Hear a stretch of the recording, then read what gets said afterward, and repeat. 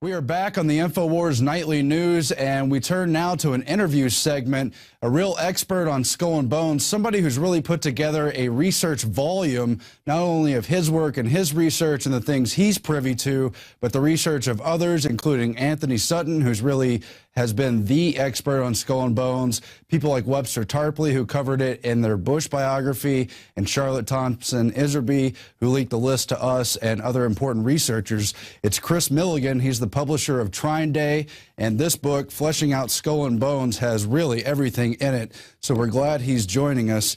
Kris, thanks very much. Thank you very much for having me. So first of all, your father was in the CIA, and this helped you get into the whole area, the whole subject area. Why don't you tell us about your background and your family's background and how you came to find out about the New World Order, skull and bones, and all the related subjects? Well, my daddy told me, and I didn't believe him.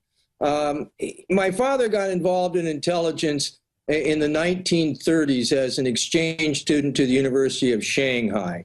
And he left Shanghai in 1937, went across the Trans-Siberian Railway, went through Moscow, Berlin, ended up in London at the World Council of Conference Churches with the Dulles brothers. And then as soon as he graduated in 1939, he ended up going directly back to Washington, D.C. He had been scheduled to go to school in Switzerland, but the war came along, and he was soon working in the basement of the Library of Congress under Archibald MacLeish, who was a member of the Order of Skull and Bones and who was a Librarian of Congress and a member of OSS.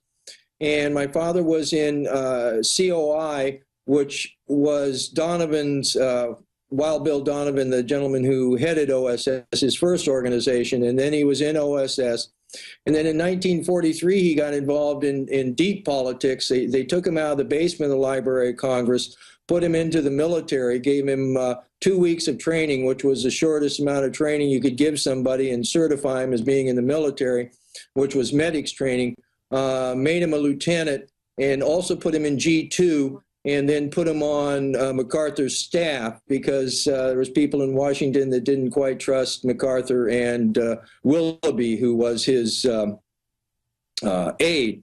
And then he went from, they sent a gentleman over, well, my dad started working with the guerrillas and went into Manila before the troops did, and it was helping the guerrillas set up their diplomatic mission and their government. And in doing that, they put a bunch of the collaborators, the people, the Filipinos who had collaborated with the Japanese in jail. Well, those happened to be a bunch of MacArthur's friends because he had been raised in the Philippines. And so when he came back, he found a bunch of his friends in jail and found out that my father was involved with it. And they said, get rid of my dad. And the person they brought in to get rid of my dad was a gentleman by the name of Edwin Lansdale. And if anybody's looked into what you want to call conspiracy literature, you'll find that Mr. Lansdale is quite prominent in it. And he used to come over to the family house. And then my dad, again, went into the CIA. His last overt job there was branch chief head of all of East Asia Analysis Office. And then he went covert and ended up in 1956 as a little child, and we were told that my dad was going to East Asia, and he was going to write a book, which had never been written. And then all of a sudden, a couple years after that visit, we moved from Virginia, moved to Tennessee, where my dad became a vice president of a college, and then all of a sudden we moved from Tennessee out to Oregon. And I was just a little kid and didn't really know what was going on. But later on, I found out in the late 60s, my dad asked me what I thought of the Vietnam War. And being raised on John Wayne and World War II, and being a teenager, I gave my dad a flip answer. I said, oh, you had a sack of hand grenades and some rice patties, and you went and threw the hand grenades and won it for the good guys wearing the white hats. And my dad looked at me and said we had to have a talk. And now, I had known my dad had been in intelligence, but it wasn't because he had talked to me or because my big brother and my big sister, we would talk among ourselves, and it was just something that we knew, but it wasn't something that was talked about at the family table or anything. And he waited for a little while till there was this professor in town, Professor D.F. Fleming from Vanderbilt, and my dad told me it was time to have this talk, and I was about 19, and this was the late 60s. I'd married young. I was married and had a record store and was putting on rock and roll dances. And he took me in my little brother's room and sat me down and started off this conversation. And he looked at me and he said, the Vietnam War is about drugs. And then he said, there's these secret societies behind them. And I'm thinking, okay, my dad's talking about the mafia. And then I'm thinking, okay, and then he says, and communism's all a sham. These same secret societies are behind it all. It's all a big game. And at that point in time, I'm thinking my dad is completely nuts. I mean, I'd been gone to school, and they'd stuffed us underneath desks because the Ruskies were going to bomb us. And it just didn't make any sense to me. And then this little light came on in my head. I figured, well, my dad's having a drug talk with me, because it was the late 60s and I was growing my hair long and smoking a little pot. So I figured my dad's going to, tell me to stop smoking pot. So I kind of up and, and get ready to say, yes, sir. But he doesn't. He continues on telling me about his intelligence career. And I learned quite a bit about, he starts talking to me about they feel that they're playing out a lose scenario in the Vietnam War, and he starts talking to me about psychological warfare and propaganda, and he's telling me the stuff in the newspaper, sway pieces. And again, I'd been a paper boy for, I don't know, ever since 7th grade. It didn't make any sense to me. He'd get up in the morning with me to read the paper and everything, and it just didn't make any sense to me. And pretty soon it became quite apparent that I had no idea what they were talking about. So I just kind of, went on with my life, and again, would talk with my dad now and then, and would have some arguments also. And one thing I learned out of those arguments was that he told me that there was a plan to opiate my whole generation, the whole boomer generation. And it just, again, I didn't quite understand it, but I started to read about, well, I'd always been reading about the Kennedy assassination, but I started reading about CIA drugs and stuff like that. And I would tell people about some stuff that my dad told me, and they'd look at me and they'd say, well, you're a conspiracy theorist. And this was like in the 70s. And I says, well, what's a conspiracy theorist? So I kind of took, started looking at CIA drugs, and then also the subject of conspiracy theory, and kind of took it on as a discipline, and just started researching. And then about 1988, I ran into Anthony Sutton's book, America's Secret Establishment, and that started making some sense to me, what my dad had told me some years before. And my father had, last years of his life, he had cancer and Parkinson's, so I really couldn't talk to him much. But so after he died, I was going through his papers. And at about this time, I was also doing a lot of research in CIA drugs, and was very interested in Chiang Mai, Thailand. And so Chiang Mai, Thailand is basically a heroin city. The big banks have branches here and everything. And I saw this trip that my dad went on in 1956. He went to Chiang Mai. So I'm thinking, great, I can talk to my mother and ask her, how big was Chiang Mai? Because I'd been told it had been a very small town, and now it's the second largest city in Thailand. And she said, yeah, in 56, it wasn't very big. Biggest thing in town was a church. They had some pictures of it. And so I was pulling down the picture book to look at the pictures. And my mother made this little aside, and she says, and that's when she stopped believing everything she read in the newspapers. And I asked her, well, what do you mean? And she said, well, because when they were in Thailand, the big story was about this big battle in Vietnam, and right where they had been. And she said, there was no battle. We were having a picnic. So I go and turned the picture book back from Chiang Mai, and sure enough, there's Colonel Lansdale and my dad, and some people with not fatigues on, and berets and stuff, and they're having a picnic. And there's this beautiful picture of my mother, which ended up being used in her memorial. And it says out from the side, it says Eudora, that was her name, Eudora out from Saigon with Colonel Lansdale and North Vietnamese military leaders. Mm-hmm. Okay? And so what my dad said was absolutely true about the Vietnam War being about drugs. And they took American boys and girls and sent them to hell for 1 year. Okay? And those boys and girls knew that after 1 year, they got to go home. Well, some of those boys and girls got addicted to the heroin that was being proffered to them by all kinds of people over there. And then you have, a heroin addicts that they get sent back. And what do? They start selling heroin. Okay.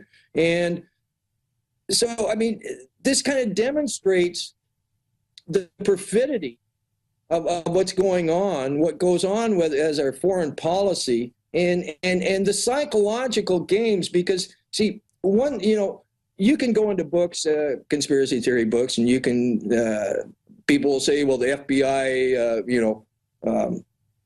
made the summer of love and all of this type of stuff. And basically that's, they did want to create a drugged out peace generation as an antithesis to our parents' generation, and also as I call them a hat rack in the room, but something that you can talk about. And they were able to, use that as a pretext for the war on drugs, which is still going on, to assault our Constitution and to move us away from our republic into the empire that we live in now, And so that's how I got into it. My dad told me some things I didn't believe, and I started looking into it. And once you start looking into this material, you find validation. And I would get books, and I'd read the book, and I'd get to the end, look at the bibliography, go to those books, and pretty soon you're out of conspiracy theory books, and you're into dry books about banking and business and all kinds of other stuff. And because it's not easy talking about this stuff to people. You get called names, you get all kinds of, BS.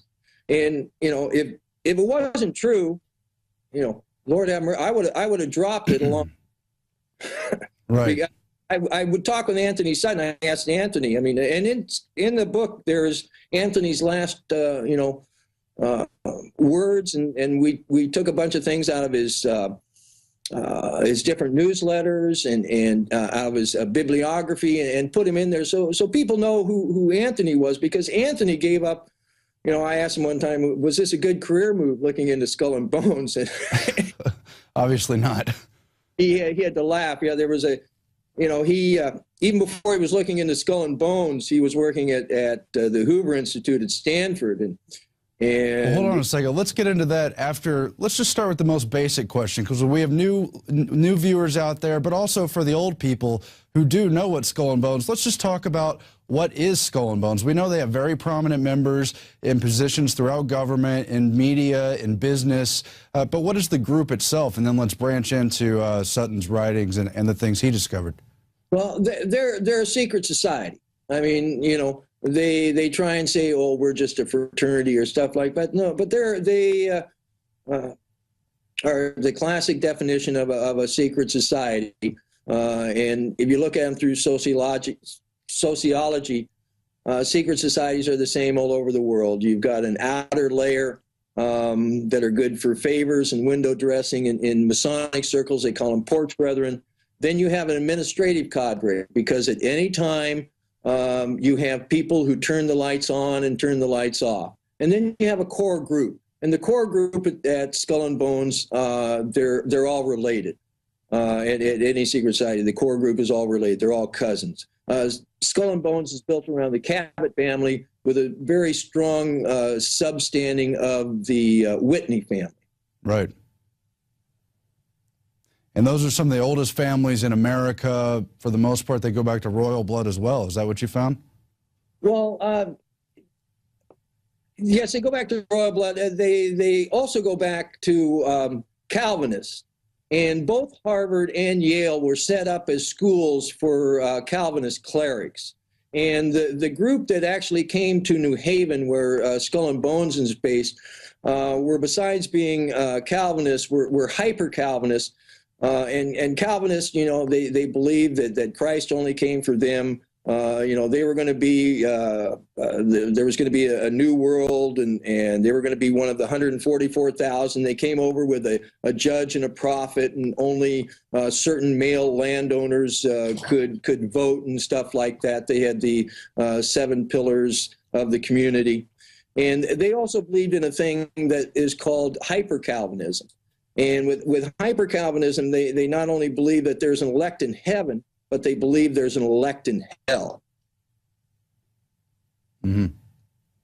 And you take that type of belief, and then in the late 1700s, in the early 1800s, you had the Enlightenment come in, which brought in Western ritual magic, brought in, the stuff about Egypt and Greece and stuff like that. And you take Western ritual magic, and you kind of marry that, which is very dualistic, and you marry that with this Calvinist belief of there's an elect in hell, and you end up with a group like Skull and Bones, which, when you look at them from an occult standpoint, from a magical standpoint, they're sorcerers who perform death magic. They believe by killing people, they get power. Wow. That's chilling right there. So, but then that's not exactly the things Anthony Sutton was writing about. He was very much dealing with things from foreign policy standpoint. Where does the secret society and ritual magic elements, where does the rubber meet the road with the tangible things we see our government doing and so forth and so on? In Elite Deviants, one thing they talk about, they say that between 1860 and 1960, there were 2 big, large federal corruptions. Then starting in 1960, we get these huge corruptions that happen that have very big social consequences. And the thing that's most interesting is almost the same players are involved with it, and the same institutions. And you see, it's my contention that one of the things that Skull and Bones does through their control of the government, because part of their shtick, we can go back to Washington when he was talking. We had a first Illuminati scare here in the late 1700s, and he wrote a letter. Somebody asked him about the Illuminati, and he said, yes, the Illuminati are here, and their tenets, their basic tenet is to divorce us from our institutions and our faith, our family, and our government. And part of their shtick is for them to make us think that our government is bad and evil.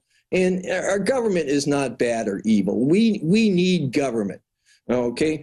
But they have corrupted our government and use our government against us, which is just criminal. I mean, these guys are criminal. And part of their thing is they do huge amounts of psychological warfare against us. Most of our election cycles have not been about, will my vote with a bunch of other votes elect a person? Okay, these elections have been controlled for quite a while, and they're about polarization. They're about polarizing us, getting us into different camps so that we don't like those people over there and they don't like us, so that we're just fighting each other. And then the other big thing that they do is, just as in propaganda, psychological warfare, and mind control basically works out of a trance, okay? You put people under hypnosis, okay? You can put the whole country under hypnosis by having them watch TV. Our televisions have a 60 cycle,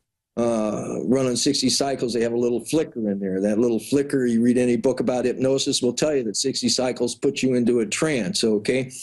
And the next part of mind control is, once you're into the trance, hypnosis, you won't do things that you normally do. So they'll have you play a character in a book or a play or a movie or something like that.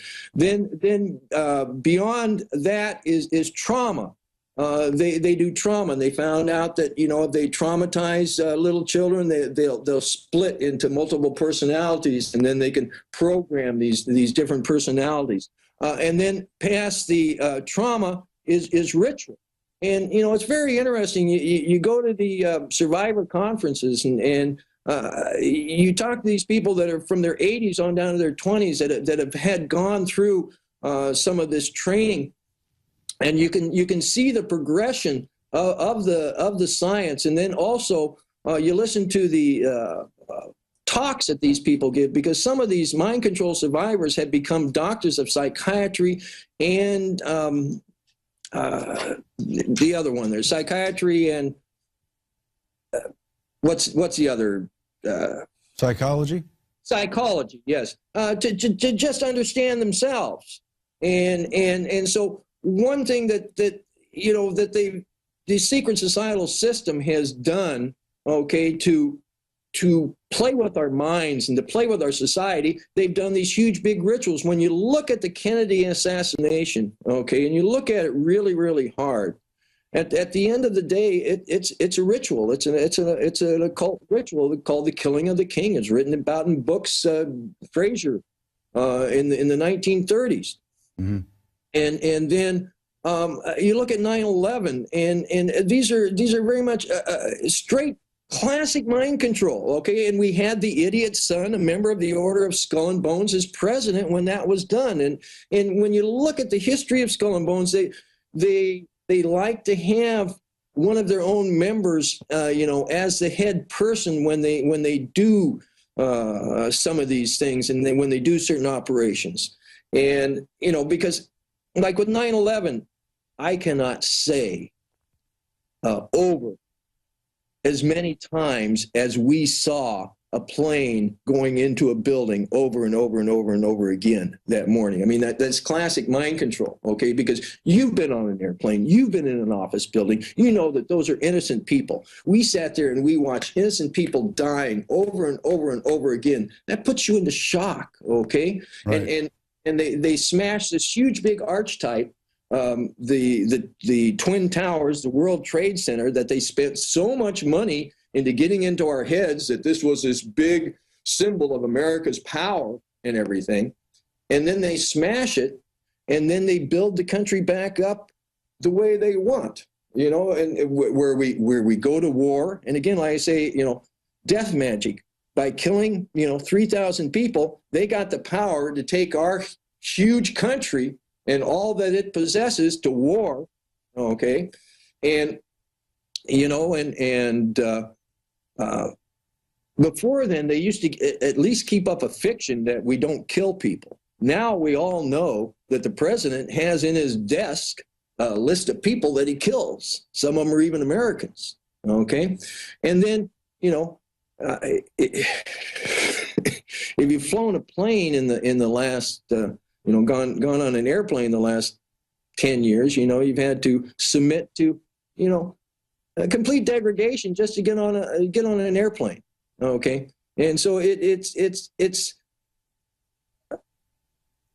that's one thing I see the secret societal doing is doing these huge big mass rituals for control. And it's not about getting them more money. It's about control. It's about control. Well, let me bring this up. I don't know if it's a side point to your overall argument, but it's certainly related. If you go back to Iserby's arguments about the educational roots in people like Hegel in Germany, and Sutton has the same research, psychology, psyche, that's the soul, they actually didn't want to mess with the soul. They said they wanted to bypass it and use animal programming to control us, basically. Absolutely. I mean, they keep dumbing us down. They keep making us more gross. You know, they absolutely. They try to bring the animal out in us, because the animal is more easily to control than a quote unquote human. Okay, and no, Johann Wolfgang Fichte, his third address to the German people in 1805, says, we're going to take your children and we're going to teach them when and how to think. And they created the three schools, the academies for the elite, the institutes for the helpers of the elite, and the folk schools. And they found that if they took the classical education, broke it apart, didn't teach a bunch of the subjects, like they didn't teach you dialectic, they don't teach you logic, they don't teach you rhetoric, then you couldn't stand on your own 2 feet, okay? And they put bells in between, taught the subjects for about an hour, and put bells in between. They found they could put a false construct around us. I mean, it's absolutely true. I mean, Dewey and Mann weren't members of the Order of Skull and Bones, but every time that Dewey and Mann needed money, there was a guy from Skull and Bones handing them money so they could go to Germany and bring the Prussian education system here. Right, and there were other educators who were members of the order, and Iserby and Sutton outline who they were and when they went over and how they're connected. Absolutely. You had Daniel Coyne Gilman is one of them, I think. Right. Gilman. Well, Gilman was a very interesting gentleman. He was one of their not their last beard, their second to last beard. And beard, I mean front man for Skull and Bones. And he incorporated Skull and Bones and was a librarian there at New Haven. And then he went on to become the first president of Johns Hopkins University, which basically gives us the the medicine system that we have today, and was also the first president of University of California there in Berkeley. And there's a street named after him there, and there's a big connection between San Francisco and Skull and Bones. Yeah, flesh that out for us, if you will. Well, here's how the secret societies rule the world. Okay, I mean it's a basic Leviathan of 3 levels, and each level has 3 parts. And the top level is mining, metal, and money. You know, and if you think about it, it kind of makes sense. I mean, if you control the mining, then you have a good chance of controlling the metal, then you have a good chance of controlling the money. I mean, it used to be that our money was metal. And when you look at Skull and Bones, when you look at the members, you know, you find a lot of mining engineers. Matter of fact, Charlotte Iserbyt's family came into it through mining. Her grandfather, who was the first member, was a gold mining engineer. And but like the Dodges and the Kellogg's of Skull and Bones aren't the Dodges and Kellogg's of the cars and the cereal. They're the Dodges and Kellogg's of minings, and they have the Ansons and the Stokes and the Phelps and all of this. And you look at the history of California and Arizona both, and you find these guys from Skull and Bones there scooping up the mineral rights right at the beginning. And then the next level is drugs, guns, and oil. And it was a gentleman from Skull and Bones, Dr. Benjamin Silliman Jr., who in 1855 made gasoline for the first time out of petroleum, rock oil. Okay, and he did this for the Rock Oil Company of Pennsylvania, and it was based in New York, but and it was for the Bissells and for the Townsends. And he wrote a report, and he said, "Gee, gentlemen, I think you have some very inexpensive products with a very inexpensive process. Some very valuable products with a very inexpensive process." And as soon as he wrote that report, the Pennsylvania Rock Oil Company of New York passed into hands of investors of New Haven, Connecticut. And then they proceeded to monopolize everything around oil. The internal combustion engines patents go back to the 1840s. They'd been using a coal gas that you can make, and they proceeded to just monopolize it around health, around plastics, and so much so that Mr. Diesel over in Europe, and if you read his writings, he says, "I'm doing this because I have a social consciousness, and I do not want the small industrialist and the farmer to be beholden to this monopoly." So he presented his diesel engine at the Paris exhibition of 1900, ran it 24/7 on nothing but peanut oil. Mm-hmm. Anything you can squish between 2 stones, okay? Well, they hounded his patent, they hounded his money. Finally, a guy in England said, "Oh, Rudolph, I'll help you." So Rudolph got in a boat, and everybody woke up the next morning, and Rudolph had he had a little accident. Had committed suicide, jumped overboard, and soon his engine then was retrofitted to run on petrochemicals, and it was started to run on just any kind of bio fuel. And the only reason we go to the oil store is because these guys own it. And drugs, Skull and Bones was started by a drug smuggler and a family and a politician. The politician grew up to be the Attorney General of Ulysses S. Grant administration, very corrupt administration. And from a pragmatic standpoint, okay, if you want to look at their ability to control the country, okay, it goes to the 13th Amendment of the Constitution. There used to be a completely different 13th Amendment of the Constitution. It was ratified in Virginia, printed there, printed in constitutions up through the 1870s, okay, when this gentleman was Attorney General. They were able to say, oh, well, that thing didn't really get ratified and blah, blah, blah. And so, I mean, that's their ability to hoodwink us, to make us think that something else is going on. And in the 13th Amendment basically has to do with lawyers and whether they're going to be a lawyer and work for the bar out of England, or if they're going to be a member of our government. It basically says you can either be a lawyer or you can't be in the government. And and drugs, guns, and oil. And guns, I mean, the Whitneys, if you look at the history of Connecticut, where Skull and Bones is based, all the Browning automatic weapons of World War I and World War II were made in a factory just right up the street from the Skull and Bones Temple. That's what they call it. We call it, us barbarians call it the tomb, but they call it their. And all the, GE is based out of Connecticut. All the jet engines, the submarines were based out of Groton, Connecticut. The helicopters started there. Huge military might is built there in Connecticut.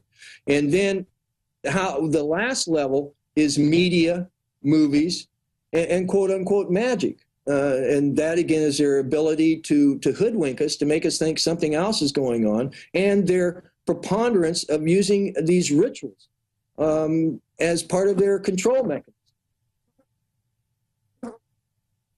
Well, let's shift, if we can, into some of the foreign policy stuff. A lot of it Anthony Sutton outlined, but you've got the class of 1917 Skull and Bones. I think about half of them went to work for Averell Harriman's Brown Brothers Harriman. He's, of course, from the Whitney family, as you pointed out. That's where Prescott Bush comes into the picture, the Walker side of the family, and a lot of other notable Skull and Bones people. And they were involved in the Soviet coup. They were involved in backing the Nazis, and a whole lot more. What's your take on that whole? Well,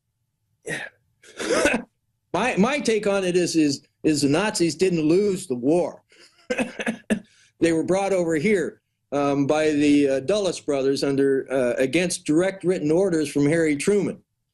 And it's you can only do the iron hand. The iron hand doesn't really work. I mean, there's too much opposition, so they have to do it through the soft hand. Basically, Prescott Bush was involved with counterintelligence in World War II.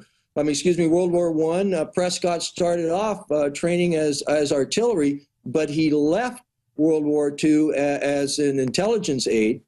And that's basically how, he got away with running the German steel industry through the Union Banking Corporation. That's basically what it was. It was a holding company for German Steel, Thyssen, which was the largest manufacturer, and had a lot to do with helping set up Auschwitz. Because he claims to be counterintelligence. Okay, I mean, and right now you look at foreign policy, which is really run more by the intelligence services than by the State Department. Right now, they're supposed to tell 8 people what they're doing. Okay, and sometimes that gets down to just 4 people that they have to tell.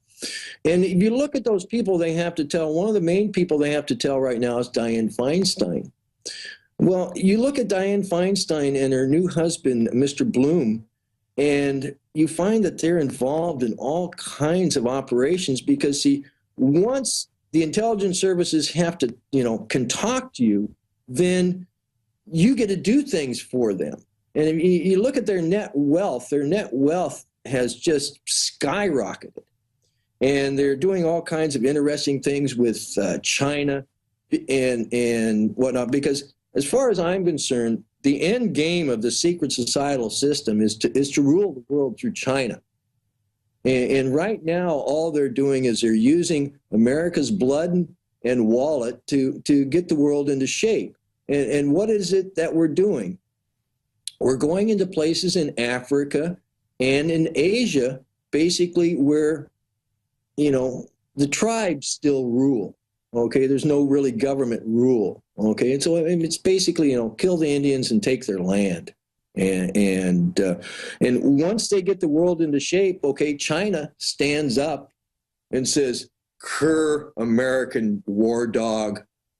We're Chinese. We've got 5,000 years of civilization. Confucius, peace, peace, peace. Oh, and by the way, please send all the money to us because we have all the factories."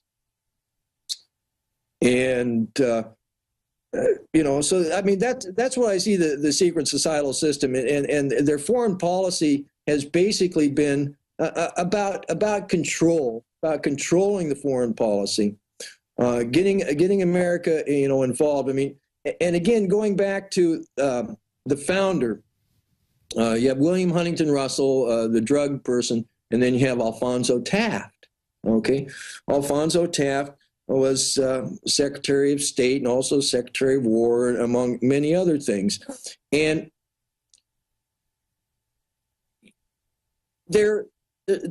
we as a culture, as a society altogether, we have what are known as self-correcting devices, because we really aren't on a death trip. We aren't looking to just all kill ourselves here.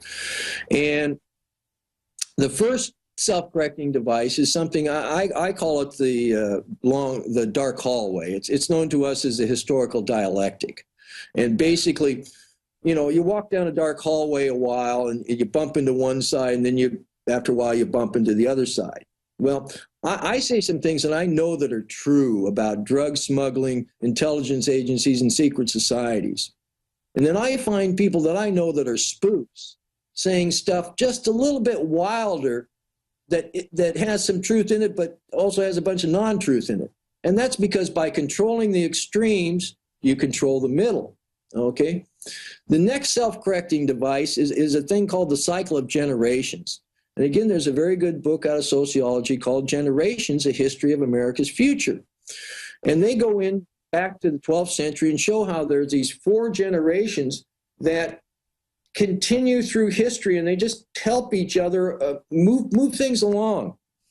And they show in that book how, because of the Civil War and the assassination of a president, there was a generation that didn't cohese. And some of the people went out, joined the generation ahead of them. Some joined generations after them. Some just went out in the woods and did weird stuff. Well, once we're only 3 instead of 4, we're weaker as a culture, as a society. And with that weakness, and they're starting to control the government, they were able then to get us into the Spanish-American War, which was, done through a false flag event, done through, It was an admitted fraud, using the media to goad them all along. Right, yellow journalism, okay, and at its core, it was about drugs, okay, because you see, these guys made huge amounts of money smuggling drugs to China. After the Second Opium War in the mid-1800s, they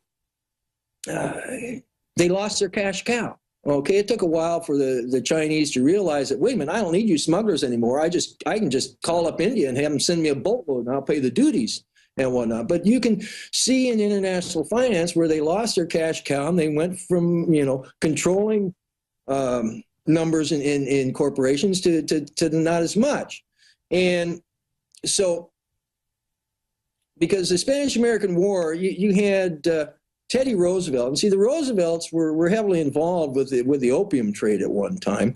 They were ship owners and ship captains, and then Franklin Roosevelt's grandfather, Warren Delano, was the chief factor for Russell and Company in Canton for 20 years. And so the family was heavily involved with it. Well, Teddy Roosevelt was Under Secretary of Navy. He told the Secretary of the Navy had the gout one day. And this was before Spanish-American War, and the Secretary went home early. Teddy stepped up to the desk, sent off a bunch of messages. The Secretary of the Navy came back the next day and said, "Teddy, what did you do?" and never left again early again. And basically what Teddy had done, he'd sent some messages to Dewey, because once the war got declared, we didn't go into Cuba right away, but we took the Philippines just right away. Okay, and the Filipinos were also fighting the Spanish too, but we met the Filipinos at the shore and said, "Oh, my little brown brother," and fought a horrendous war there against the Filipinos to take control over those islands. And it was because, see, Manila is the oldest Western port in East Asia, and it was very important to these opium smugglers. And so Arthur MacArthur was the first military governor of the Philippines, and who they sent over to be the first, they declared the war over before it was over and sent over the first civilian governor, and that was William Howard Taft, son of the founder of the Order of Skull and Bones and a member of the Order of Skull and Bones. Well, William McKinley asked Taft twice to be on the Supreme Court. That's a lifetime appointment. He turned him down twice. And if you look at the historical record, then McKinley got shot, and Teddy Roosevelt became president, and he asked Taft to be Secretary of War, and Taft said, "Okay, I'll be Secretary of War." If you look at what he did in the Philippines between being asked to be on the Supreme Court and finally leaving, was he had made opium illegal for the first time in modern Asia, and then he started the initiatives that started the Hague and the Shanghai Convention, which gives us our prohibitions that we have today. And these prohibitions have nothing to do with our health, have nothing to do with our children, have nothing to do with our community. They have to do with keeping in place a black market, which allows forces from out of the shadows to sell plants for more than gold.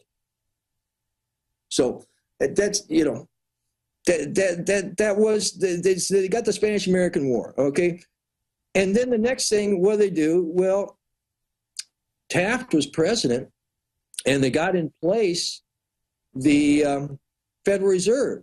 Now, Taft said he wasn't for it, and so Wilson got Wilson in, and it was passed in the first year of Wilson's on, Christmas Eve. And an interesting thing is Skull and Bones was United States Treasurer at the time, and as it was also a member of Skull and Bones who was the president of the Federal Reserve Bank of New York, which is the most important bank. Okay, and so you get the Federal Reserve System in, which is fake money that's owned by somebody else, not by the people. Okay, and so then what do you have to do? Well, you got to get an income tax system. So they got the income tax system in, which was again done illegally. And so then you got to get something for people to get in debt to. So then you got World War I, you got World War II, and then they had this target date of 1950. And they wanted to have in place in 1950, having two things. They wanted to have in television and this modern education system. And you look at the modern education system, it was brought to us quite openly through a big campaign through the Masons, okay? And television, well, you look at Sarnoff and Paley, okay, of CBS. They were both involved in psychological warfare in the military in World War II.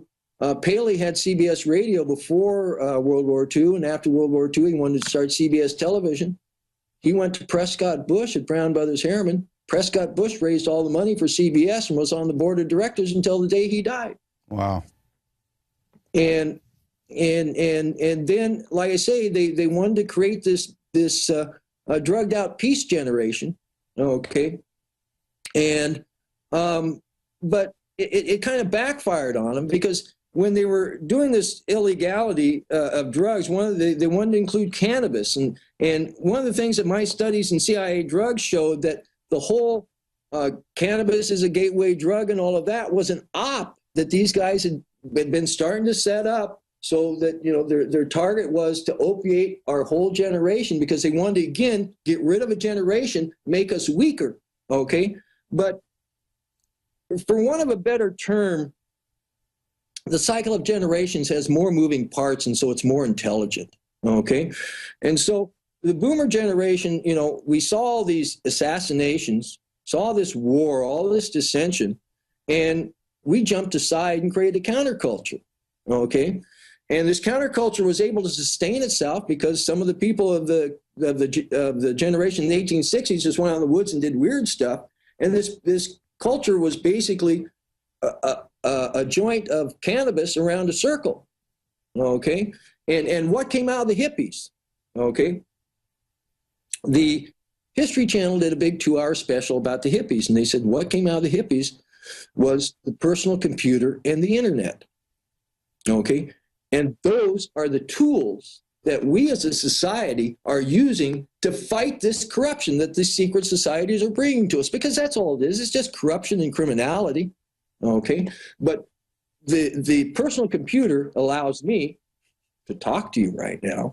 And also it allows me, one person, to make a book, okay? Oh, and the internet allows me to tell people about it. And the only thing we have from the historical record that even close is like Gutenberg's press.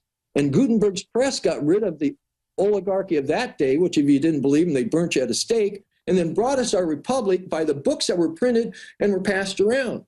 So I'm very hopeful, because, you know, I started looking into this before the personal computer and the internet, and they were very much able to sequester this information. Because, I mean, Anthony was writing his books. There were people that were writing this, but the information was very sequestered, and you know, and now, you know, we're talking about it. It's good, and so I think good. Well, things yeah, absolutely, because books throughout history, the ability to read throughout history, I mean, has been very limited to the most powerful classes.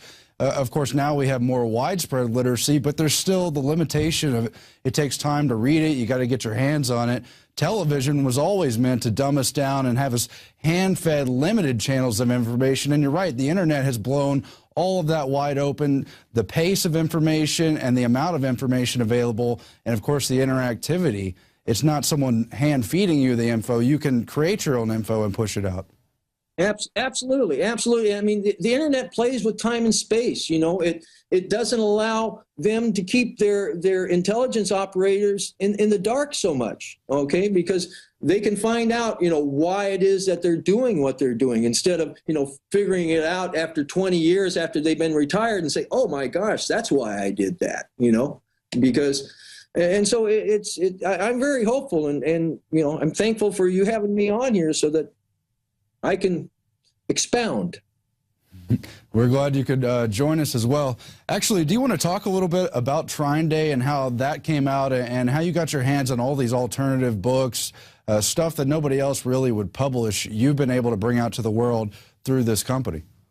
Well, I was, once the internet came around, I mean, I'd been starting to write about Skull and Bones a little bit before the internet, was trying to get, you know, I'd send it off to magazines and all kinds of places and book publishers. Nobody would do anything.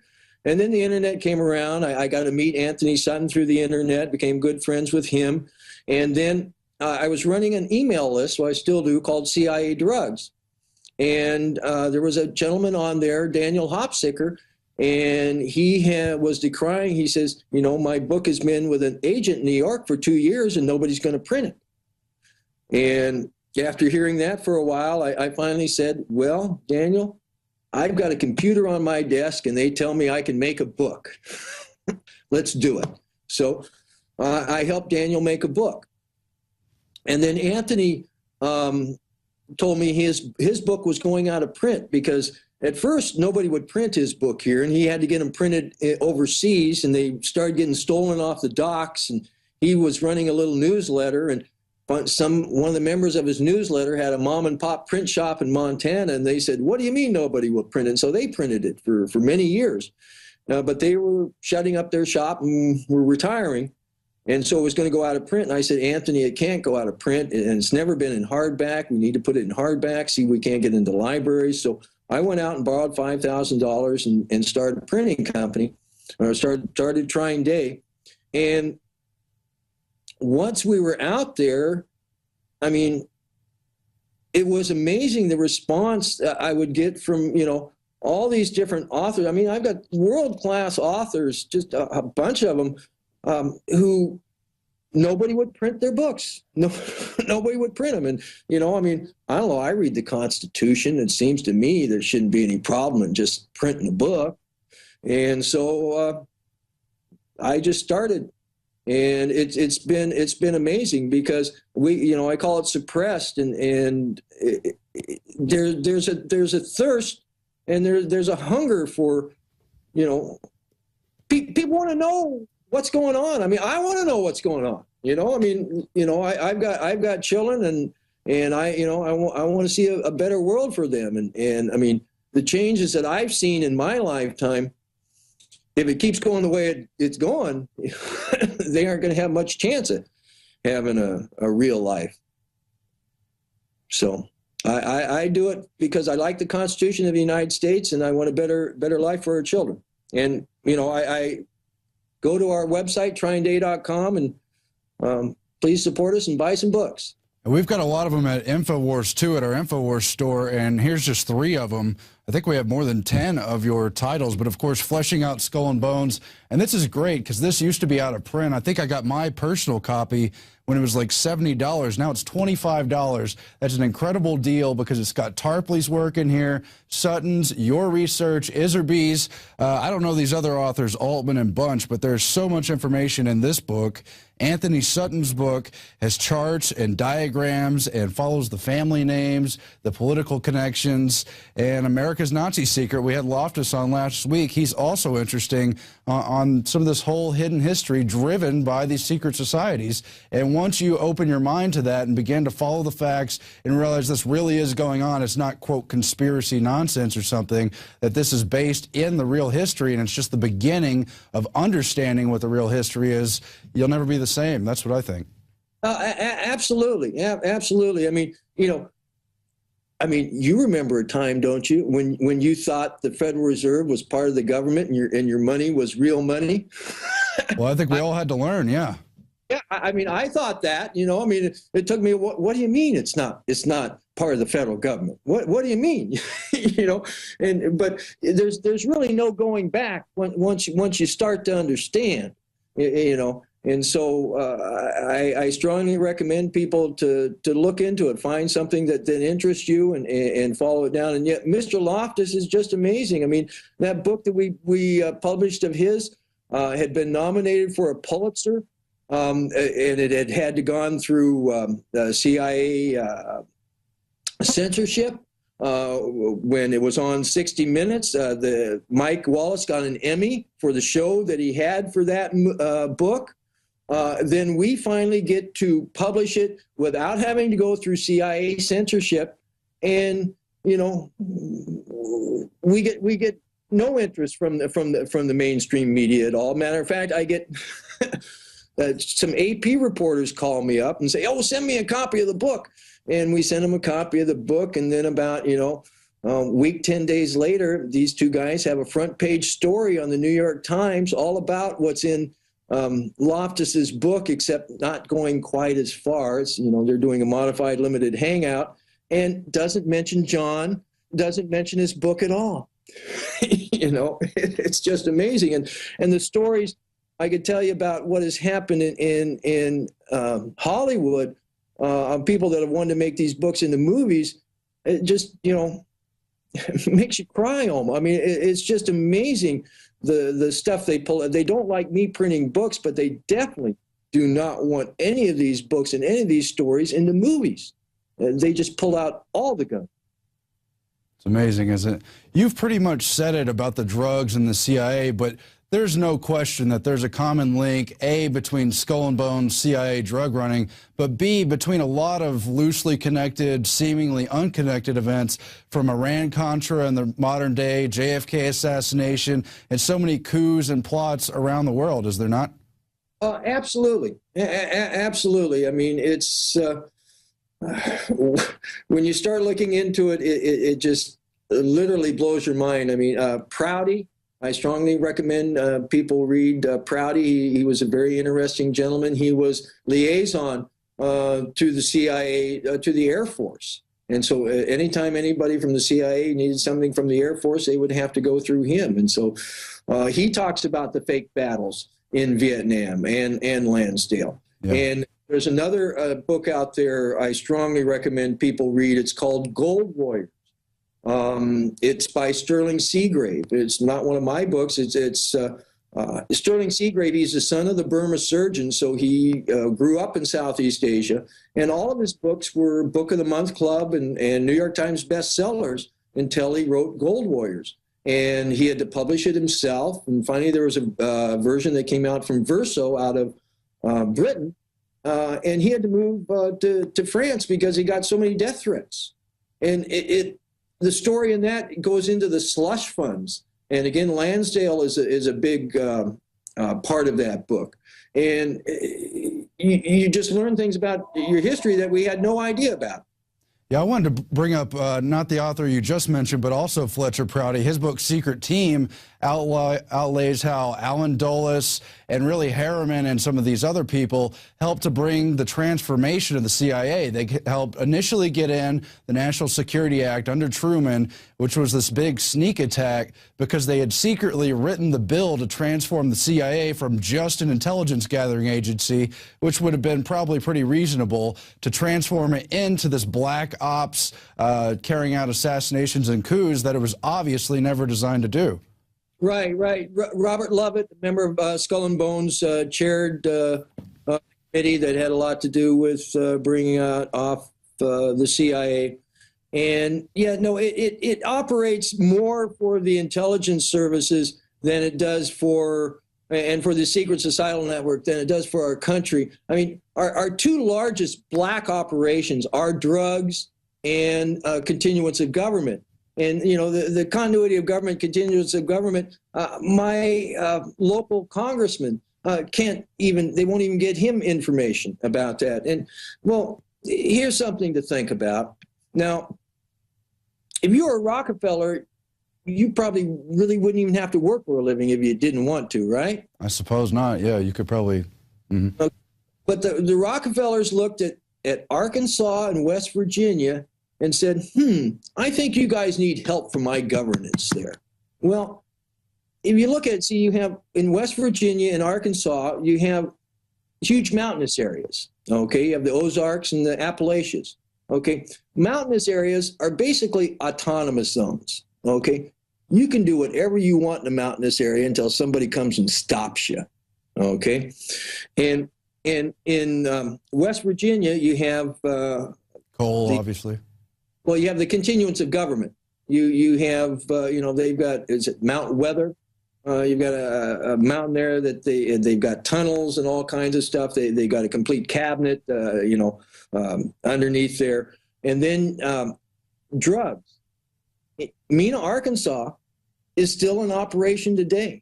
I mean, it's called Mena International Airport. Okay, it's a grass runway way up in the Ozarks that's got, you know, hangars that help make the planes so that they can fly long distances and all kinds of stuff like that. Yeah, it's... Yeah, you know, the History Channel had that big joke about the five brothers and how I think Nelson was going to take over South America, and I guess David was going to deal with Asia or something, and how the least of the brothers was just going to take over Arkansas. Well, he really did that, so how far does that joke go, kind of thing?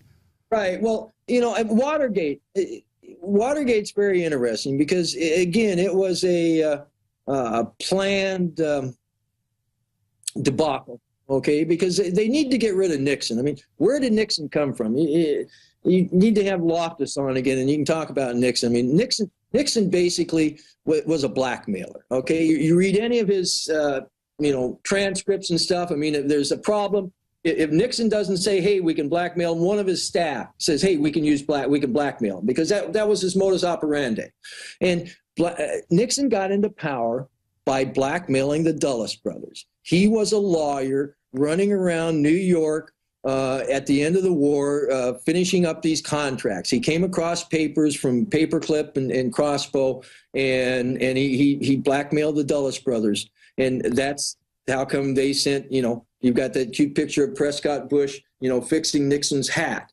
And, Prescott was the guy in 1952, okay, the lead guy for the Republicans was a member of Skull and Bones, Robert Taft, okay, but he was traditionally boring. And all the polling showed that Eisenhower would beat anybody, and it didn't matter if he was a Democrat, Republican, or something else. And so Prescott Bush went to SHAEF headquarters and asked Eisenhower, he says, Ike, what are you? We want to know what you are. Are you a Democrat or Republican? And Ike says, well, I'm a Republican. I thought you guys knew that. And then guess who shows up the very next week at SHAEF headquarters? I'm guessing a Bush of some kind. Averell Harriman. Oh, okay, another Whitney, right. Robert Lovett and Dean Acheson, okay, all working for Truman at the time. These are the wise men you're talking about, the so-called wise men. I've got the book cover right here. I'm showing people. They show up, and Lovett and Harriman are members of Skull and Bones, and Acheson's a member of Scroll and Key, another secret society. Also at Yale. At Yale. And, they then put Eisenhower in, okay, and they came to Ike because, see, Ike was a guy who had put boys on the beach. Okay, he knew what it was to do an operation that people were going to die in. Okay, so they came to him and they says, hey, we don't have to send boys on the beach. We can send in a couple spooks and get it all done. And Ike says, oh yeah, and don't tell me, because then I won't know anything. And they said, great. And so yeah, they really started putting in place, and then Watergate was basically about getting rid of Nixon, destroying helping destroy the office of the presidency, and it was about drugs and endgame, because before Watergate you had some drug thing that was set up through this military intelligence thing. So another drug thing that came through CIA counterintelligence through Angleton. There was 5 or 6 of these little drug things that came in, and who was ever at the end of that had this little power fiefdom, because they had money that was off the books, and then they also you garner intel through it, and so. They wanted to take all of those separate little things and put them into one aegis. And then Watergate was about endgame, because you had this guy by the name of, appointed president by the name of Leslie King. Okay, that's Gerald Ford's real name, is Leslie King. Okay, he comes from Omaha, Nebraska. For money, he comes out of the mind control milieu. Okay, and whenever they need a stooge in there, he's a handy stooge to him. And if Sarah Jane Moore or Squeaky Fromm, one of Manson's followers, would have been better shots, okay, Nelson Rockefeller would have been president of the United States. And because of the Nixon and Spiro Agnew thing, they had just changed the laws and stuff, and so he could have been president for 10 years or more. But that didn't happen. So what happened? After Gerald Ford, we had David Rockefeller bring up Jimmy Who, and they besmirched Jimmy Who. A little peanut farmer. Yeah, and brought us in, Ronald Reagan and Vice President Bush. Bush basically ran that. I mean, and if Reagan didn't think so, they shot him, what was that, 80 days into the thing. Okay. Very suspicious, very Bush. And then Bush, they took all these drug things and put them through the aegis, basically through National Security Agency, because there you've got the military and the spooks together, and you're running it through, what was his name? The guy out of Arkansas. He's an NSA Are you guy. talking about Barry Seal? Well, Barry Seal, but no, this is the guy Barry Seal was working for. He ran the Rose Law Firm. He was a big bond operator there. He had Altel. I just can't think of his name right now, but he was a big NSA guy. And you can see where they started taking the drugs money and then started putting it into the stock market in the 80s, about 82, 83. And then they started using all these big slush funds to really affect the economy because, Daniel Estulin started talking about this thing called demand destruction, something he got from the Bilderberg meeting notes. And it's basically, how do you destroy demand? Well, you make it so people don't have money to buy things, okay? And so they use these big slush funds to, affect the world economy and bring us to the situation where we're at today. But again, I have great hope because, theirs is just a house of cards, and it's not a very pretty house anyway. And I think we could build a much better house. I do have hope, and I think it's through informing ourselves. I have to talk about Harriman just for a few more seconds because he's so interesting to me. He's kind of like a favorite villain. But what happened for me was when I begun to look into what's up with Prescott Bush and the Nazi financing, that's when I came to Sutton's book and a lot of your sources and things. But I also read these limited hangout books like The Wise Man by Walter Isaacson, who himself is a Rhodes Scholar. But at the same time, it's got a lot of great info. And on the white column, you've got Harriman, one of the most distinguished diplomats in American history. He was a governor. He could have been a president. He was our top ambassador to both Britain and Russia. Knew Stalin better than anyone else in history. But then when you read the real history, there's that black column where he's running all these things behind the scenes and really negotiating for his real friends who really run things while appearing to negotiate on behalf of our country. It blows me away how fascinating it is when you get into the details and learn who the names are. Right. And then there's Stimson. Stimson was Skull and Bones, and he worked for like 7 different presidents, as Secretary of War, Secretary of Defense, and just all kinds of things. And I mean, he takes great pride into talking Harry Truman into dropping the bomb and all these kinds of things. Exactly. The Skull and Bones is very, very interesting. And if you want to, understand what the world we live in today, you need to understand Skull and Bones. Well, I think that says it all. We've gone over an hour. It's so interesting. I could literally talk for 3-4 hours without exhausting just the questions I have. Maybe we can have you back on and get into specific areas about Skull and Bones as well in the future.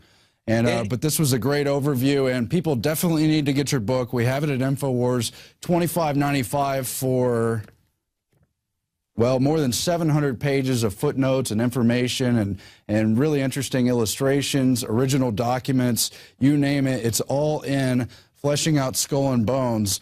We have it at InfoWars, and Trine Day, of course, has it along with so many other interesting titles. Kris Millegan, it's been an honor to have you on, and we really appreciate picking your mind. Well, thank you, sir. Thank you very much. My pleasure. All right. Until we speak again, thanks for having us. And that's it for the InfoWars Nightly News. We'll be back again next week, and we have a lot more to come in the future of this fight. But please help support us at prisonplanet.tv, where your membership helps funds our operation and allows you to get out the information. But, of course, we also have planetinfowars.com, where you can create accounts, get your networks going locally and around the world, and help fight this information war your way personally as you support us all helping to get this information out. Thanks. Good night.